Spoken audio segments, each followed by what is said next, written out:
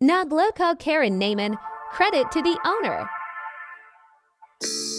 Sa akin ay nagiginala, sabi mo hindi na tama.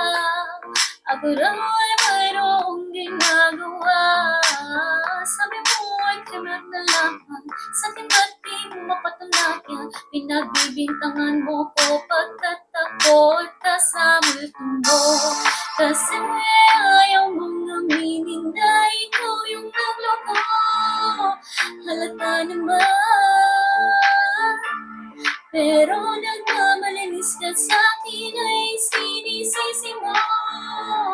Lahat ng yan, natin man, sipat yung hinuhuli. Kaya pala lahat sila, ako yung sinisisi.